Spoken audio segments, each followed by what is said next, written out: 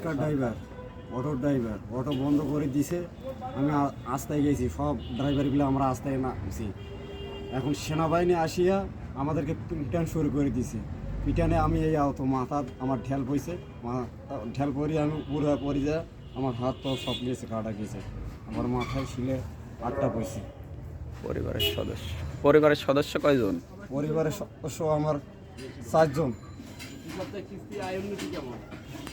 4 জন সদস্য। আপনি চলেন কিভাবে? আমি এই ইস্কা আমি আমার পরিবারও।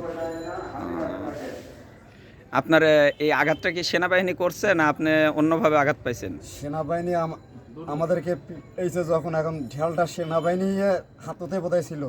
আমার ঢেল যে কোন পাশে হাতে এসে পড়লো, যখন সেনাবাহিনী আমাকে এলো, ঢেলটা যে কোন পাশে হাতে পড়লো, আমি উড়ে গেছি। মানে সেনাবাহিনী কি ঢেল দিয়ে পিটাইছে না আপনারা লাঠি দিয়ে পিটাইছে? লাঠি দিয়ে পাঠাইছে, ঢেলও কোথায় ছিল। এখন ওখানে তো অনেক ধরেন যে রিক্সার ড্রাইভার আরো আছে, ওদের সঙ্গে ঢেলাঢেলি হয়েছে, চেঙ্গাচেঙ্গি হয়েছে, আমরা দেখছি ইট পাল্টেল নিক্ষেপ হয়েছে, সেনাবাহিনীও পালাইছে, কিন্তু মাঝখান থেকে আপনার এই ক্ষতিটা হয়েছে। এখন আপনি তো গরিব মানুষ, এটা তো সরকার আপনাকে কিছু দেবে না। তাহলে সরকারের বিষয়ে আপনার কিছু বলার আছে?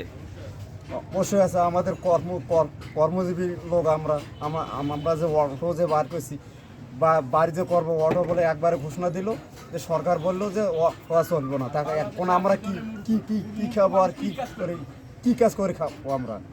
আমার তো একটা তো আছে, আমরা তো মূর্খ, আমরা তো চাকরানদার না।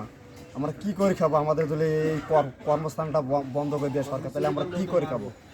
তার মানে এখানে আর কি আপনার কথা অনুপাতে বোঝা যাচ্ছে আপনি চাচ্ছেন যে হয় সরকার আপনাদেরকে কর্ম দিক, আর না হলে অটো রিক্সা চলার অনুমতি দিক। এই তো।